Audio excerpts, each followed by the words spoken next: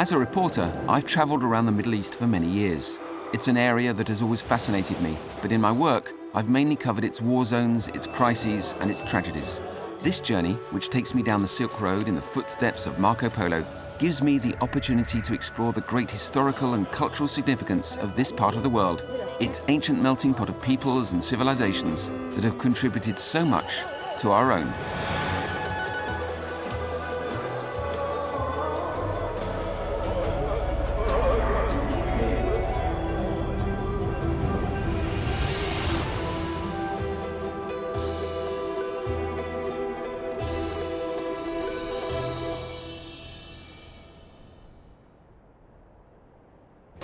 There's always something rather cozy about trains. Inside, everyone settles into a new life. It's a great place to meet people and find out more about other cultures. On the outside too, the train gliding smoothly through the scenery is at home wherever it goes.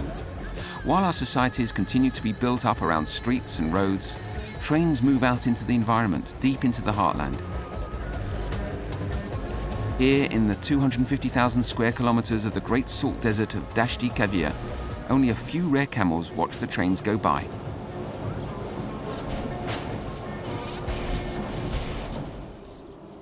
In the oasis of Kashan lies the Garden of Fin. It's a beautiful example of the love that the Iranians have for the art of the garden, and in particular for cultivating roses, which originated in Persia or China. Spring is over. While in Tehran it was still cold enough for people to go skiing in the mountains, here in Kashan, in the middle of the desert, it's already 40 degrees Celsius, which helps us understand why water gardens like this one here in Fin Garden are considered a symbol of paradise in Persian culture.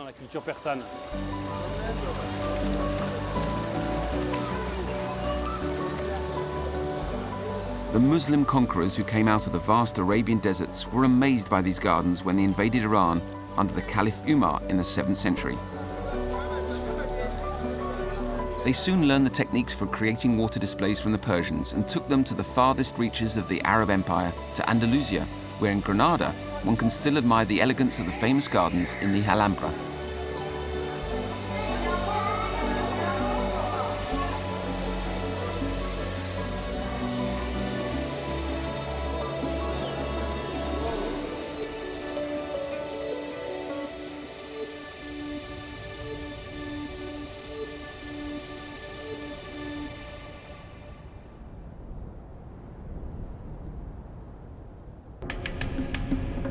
We continue to make our way southeast across the Great Desert in order to find out more about one of the most fascinating elements in Iranian culture, Zoroastrianism.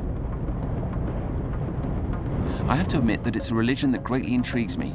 In its initial form, Mazdaism, it has existed for thousands of years. It's a syncretic religion, a mixture of East and West, and it revolves around the struggle between the good spirit, Spenta, and the evil spirit, Angra. Zoroastrians worship the sun, the source of all light, which is embodied in Ata, the sacred fire, whose flame is kept burning day and night in the temples. Even though Zoroastrianism has been a monotheistic religion for over 2,000 years, its followers were persecuted as pagans by the Muslims after the Arabs conquered Persia in the year 642. The Zoroastrians found refuge by going far out into the desert, or sometimes up onto a cliff face like this one in Chak Chak, where, as the legend goes, an Iranian princess, the daughter of the last king of the Sassanid dynasty, hid herself in order to continue practicing her faith.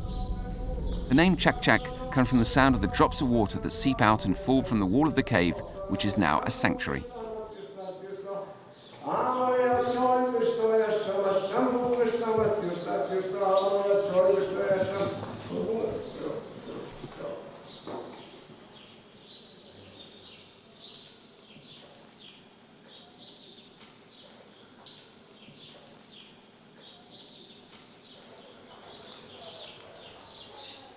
Thank you. There's something quite moving about seeing this ancient religion still being practiced today. It goes back at least 3,000, maybe even 4,000 or 5,000 years, so even before the invention of writing. It began as Mazdaism from the god Mazda, and later on in the 6th century BC, with the prophet Zarathustra, or Zoroaster, it became one of the first monotheistic religions. There are 40,000 Zoroastrians still living in Iran today. They're a tolerated minority in the Islamic Republic.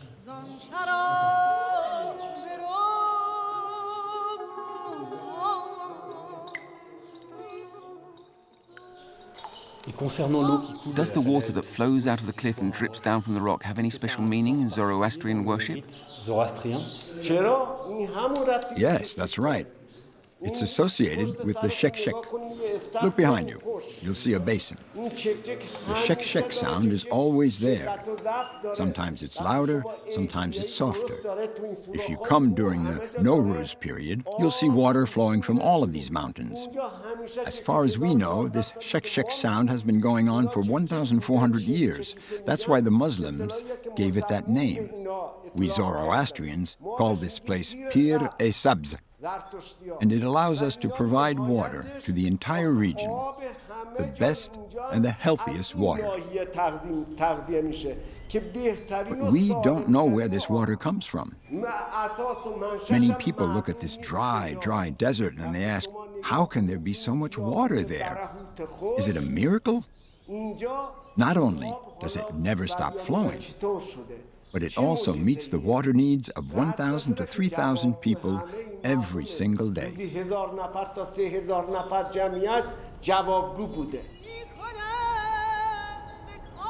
There are 3 Zoroastrian magi who have gained international fame. Their names are Balthazar, Gaspar, and Melchior. According to Marco Polo, they reigned over a small territory near Save, not far from the present-day Tehran. According to the Bible, they followed a star to Bethlehem to worship the newborn Christ. What they did, in fact, was follow the old caravan route to the Mediterranean.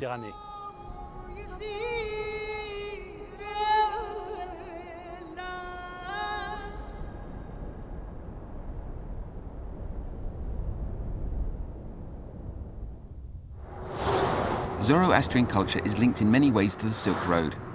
For example, the Zoroastrians used musk for their purification rituals, which are an integral part of their religious practice. Musk is obtained from the gland of the small musk deer, which belongs to the family Muscidae and lives in the high altitudes up in the Himalayas. It was regarded as a luxury perfume in ancient times, and it made the fortune of the Caravaneers who imported it from Tibet to Yazd, which is still a stronghold of Zoroastrianism today. 98% of the population in Iran is Muslim. However, Zoroastrian ideas and language have permeated Persian culture to such a point that they continue to be tolerated and even celebrated, for example here in Yazd. As a result of its strategic location on the Silk Road, standing at the crossroads between India and Central Asia, Yazd became a very prosperous city. In his writings, Marco Polo expresses his admiration for the local crafts, and in particular for the silks embroidered with gold. The merchants continue to perpetuate this tradition in Yazd. Another ancient Persian custom that is still very popular here is the Zourkhaneh, literally the house of strength. Salam Pesajan. Unche Zourkhaneh? Merci. Thank you.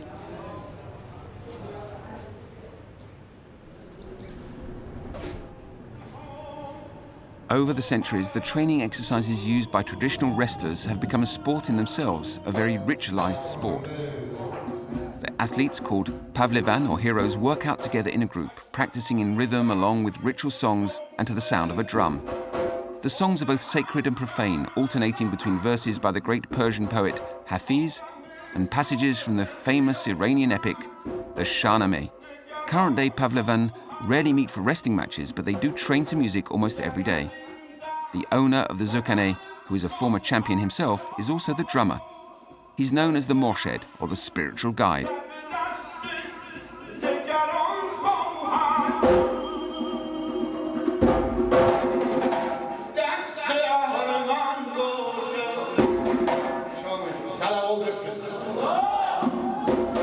What is your role as the Morshed, as the ritual master who plays the drum and leads the players? In the Zourkhaneh, the Morshed is like a pillar. The Morshed guides the athletes with his drumming and his songs. The poetic lyrics he sings help encourage and energize the athletes. What's the connection between your sport and the wrestling that's so popular here in Iran? The wrestlers practice the Zourkhaneh exercise as a warm-up before the match.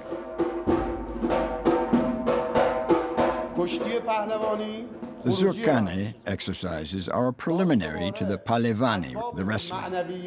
Now, in terms of the moral and mystical meaning of the sport, the athletes must strive to attain a certain character, must have good moral qualities, must be ethical so as to be a model for others in terms of principles and piety, a model of purity and virtue.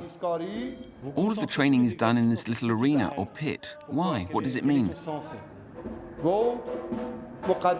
The pit is sacred. It represents the modesty and humility of the ancient athletes in relation to those around them. The athletes are lower than the spectators, which means I am inferior to you. I am humble, both in terms of my sports activity and in my behavior. The pit also symbolizes the grave, which is its spiritual meaning. Every one of us is buried when we die. When our lives come to an end and we leave this world, we are buried deep down in a grave. So when we're down in this pit, much lower than everyone else, we always have that in mind, death and the grave. When we practice in the Zourkhaneh, there's a hierarchy, from the youngest to the oldest, from the beginning to the veteran and the professional. The younger ones show respect to their elders, and those who have more knowledge, skills, and experience receive more deference and respect. You have drums and you have these dance exercises in which you spin round like certain Sufi dervishes. Is there a mystical aspect to your sport?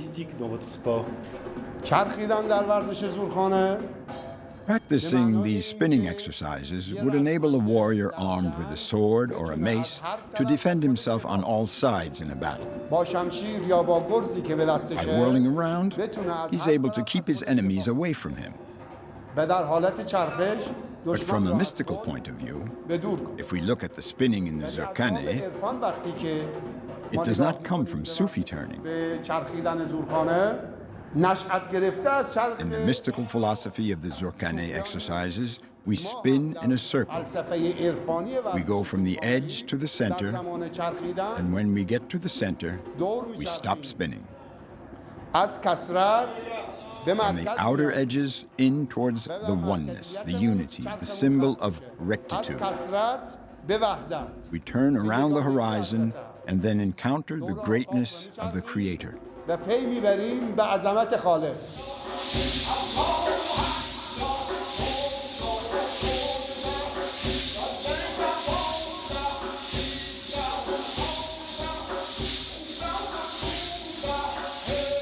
Perpetuating an ancestral tradition like this in such a natural, straightforward way is ultimately very Iranian.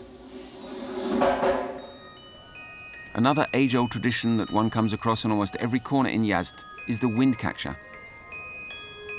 This is a chimney device that funnels the breeze in order to ventilate and cool the inside of a house or a building. You might think this is just a picturesque old relic of days gone by, but in fact, not at all. It works very well. In spite of the sweltering heat in Yazd, the ventilation system in these adobe houses makes them surprisingly comfortable, even at midday when everyone takes refuge inside.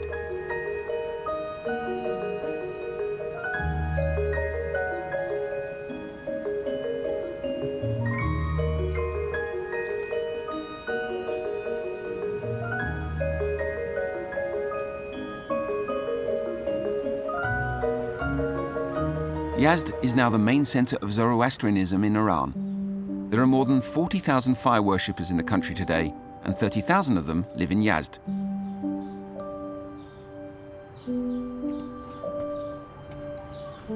And to be exact, they don't actually worship fire.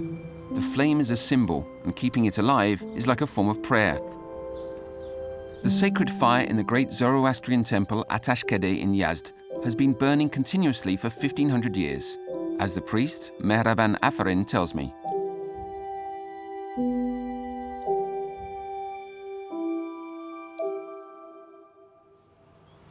Right now, as we talk, who's tending the fire? And in general, how have you kept this fire burning for 1500 years? A Zoroastrian priest comes and feeds the fire. Feeding the fire basically entails putting a piece of wood on the hearth 4 or 5 times a day to keep it going. It has to do with remembering the past. In the past, when people couldn't light their own fire, they would use fire from the temple, bringing it back to their homes to cook food and for other purposes.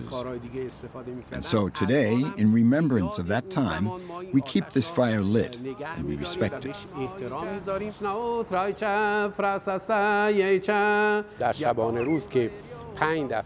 We pray 5 times a day before the light. This light can be the light of a fire or the light of the sun. We stand there before the light, which symbolizes clarity, purity, sincerity, and truth, and we pray to the one and unique God. So is Zoroastrianism considered to be the oldest monotheistic religion in the world? Yes. Zoroastrianism is one of the oldest religions in the world. After that came Christianity, Judaism, and finally Islam, which is the most recent. We are recognized by the Islamic Republic of Iran, by the Constitution of the Islamic Republic of Iran. We have our own representative in parliament. We live and worship freely in Iran. They respect us and consider our religion to be one of the official religions of the country. In other words, after Islam, Judaism, Christianity, and Zoroastrianism are all religions of the book and should all be respected.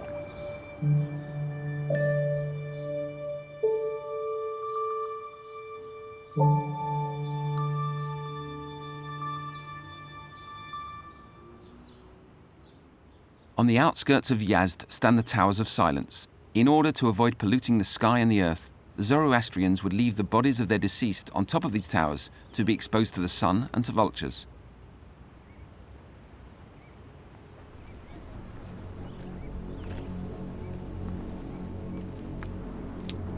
Ideas move about freely and may sometimes turn up in unexpected places. For example, Zoroastrian thought inspired what has now become one of the most famous books in Western philosophy, Thus Spoke Zarathustra, written by the German philosopher Friedrich Nietzsche.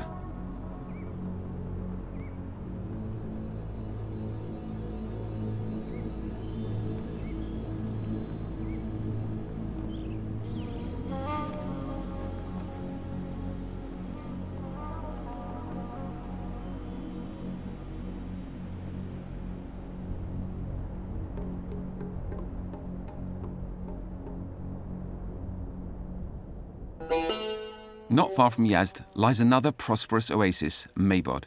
Its wealth comes from its soil, its clay, which was also used to build this enormous castle called Narin Gali. It dates back to the era of the Medes Empire, which began in the year 1000 BC.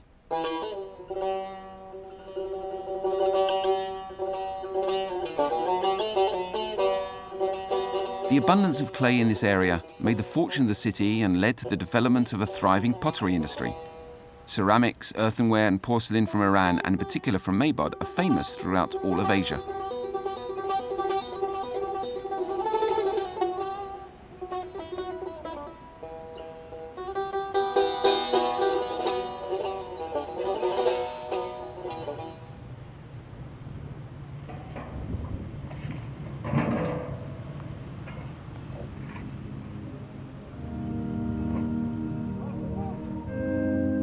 The ceramic formula, which is a mixture of marble powder and clay, comes from China, but the pottery making technique itself is an old Persian tradition. And combining the two together is emblematic of the cultural interweaving that takes place on the Silk Road.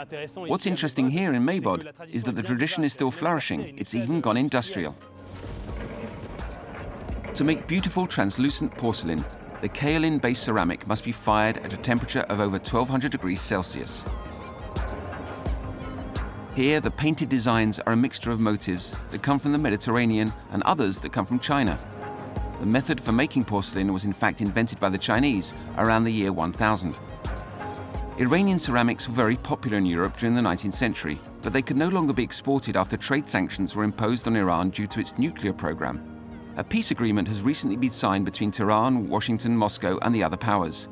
The potters of Maybod, the modern-day heirs to a timeless art, are hoping their orders will start taking off again.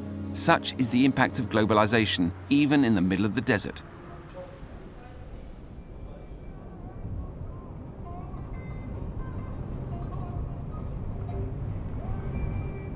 We're now on our way to visit one of Iran's national treasures. In fact, we could even say it's one of the jewels of Persian or even Arab Islamic culture as a whole. Isfahan, on the banks of the Zayander Rud, the life-giving river.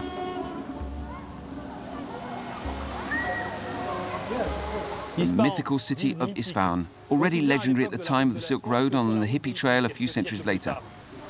This caravan city in the middle of the desert was in fact inhabited in Alexander the Great's time, but it didn't become the capital of the Persian Empire until the 16th century under Shah Abbas the Great. He decided to transform Isfahan into an architectural wonder, which gave rise to the saying, Isfahan is half the world.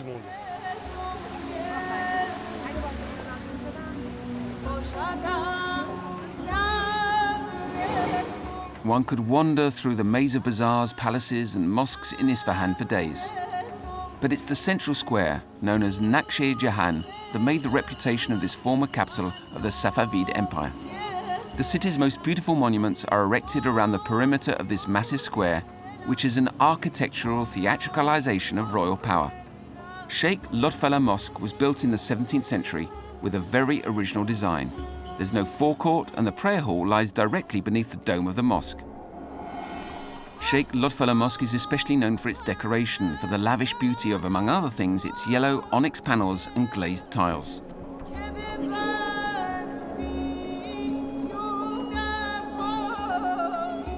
At the far end of this same monumental square, where polo matches were once played, stands the great Shah Mosque. It was built in 1612 by Abbas I, the great Safavid emperor, who turned Isfahan into a symbol of the grandeur of Shia Islam. Practiced by a large majority of Iranians, this branch of Islam is called Duodeciman Shiism because it only recognizes the first 12 imams as successors of the Prophet Muhammad.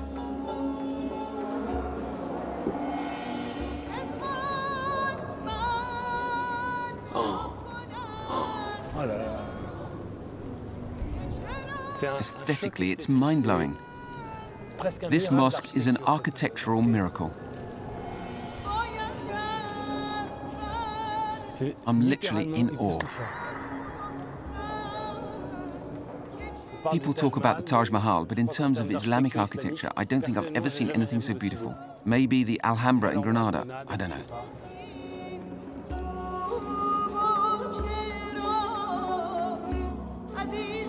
Now watch and listen. Our friend Masoud is going to do an experiment.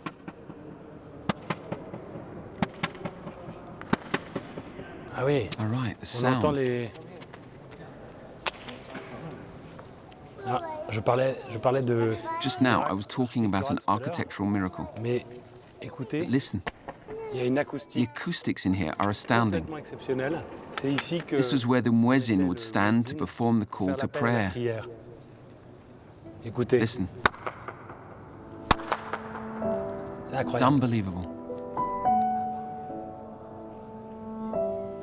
Every Friday, the Great Mosque fills up with people and the large awnings are installed to protect the crowds from the sun during the weekly prayer. Today, the Shah Mosque is called the Ayatollah Khomeini Mosque, after the Imam who founded the Islamic Republic in 1979, making Iran the largest theocracy in the world.